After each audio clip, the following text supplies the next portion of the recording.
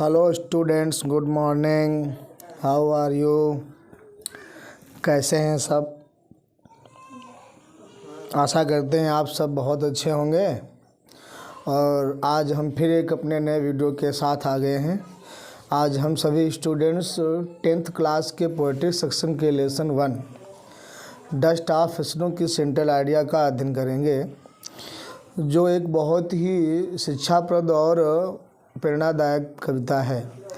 इस कविता के माध्यम से जो अमेरिकन पोएट हैं रॉबर्ट फ्रॉस्ट, वो ये बताना चाहते हैं कि कभी कभी हमारे जीवन में छोटे से छोटे पल भी बहुत बड़ा महत्व रखते हैं। हमें अपने जीवन में कभी भी निराश नहीं होना चाहिए। किसी भी स्थिति में जीवन में भारी से भारी दुख होने पर भी अपने आप को हमेशा सकारात्मक सोच में रखना चाहिए। अगर हम अपने आप को इस प्रकार से सकारात्मक सोच में रखेंगे तो कभी भी अपने लक्ष्य में जीवन में हम असफल नहीं होंगे। और जैसा कि इस पोएम के माध्यम से भी कवि हमको संदेश देना चाहता है। एक समय की बात है कि कवि बहुत ही उदास और निराशा की स्थिति में बैठा था और बहुत दुखी था, और ऐसी स्थिति में था कि उसमें किसी भी प्रकार से कुछ सही सोचने का साहस नहीं हो पा रहा था।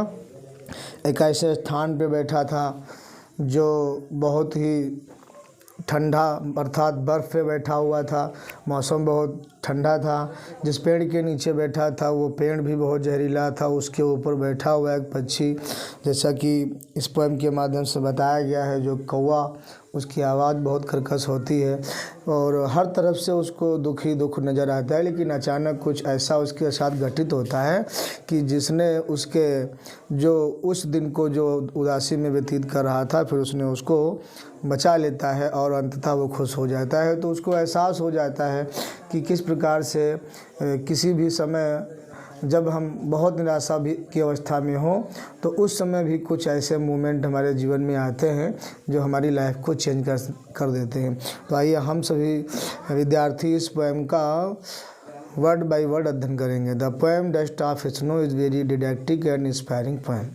यह जो प्रस्तुत कविता है, डस्ट ऑफ स्नो का मतलब है बर्फ़ के कण, एक बहुत ही शिक्षाप्रद और इंस्पायरिंग कविता है, विच इज़ ब्यूटीफुली कंपोज, जिसकी रचना सुंदर तरीके से बाई अ प्रोमिनेंट पोएट, एक प्रसिद्ध कवि रॉबर्ट फ्रॉस्ट के द्वारा की गई है। थ्रू द पोएम, इस कविता के माध्यम से the poet wants to tell us, कवि हमको बताना चाहता है कि द वे, जिस प्रकार से कौवे ने शेक्स मीन्स वो हिलाता है, of the dust of snow, बर्फ़ के उन कणों को जिस पे बैठा है पेड़ पर, वहाँ से शाखा हिला के जब गिराता है कवि के ऊपर, the snow change the poets mood, वो जो बर्फ़ के टुकड़े होते हैं कवि की मनोदशा को बदल देते हैं, एंड मेक्स हिम हैप्पी, और उसको खुश कर देते हैं, एंड सेव्ड, और बचा लेते हैं उसके उस दिन के बाकी हुए हिस्से को जिसको वो विच ही वाज डिस्ट्रॉइंग, वो नष्ट कर रहा होता है। The poet wants to convey, कवि एक संदेश देना चाहता है, मैसेज मीन्स संदेश,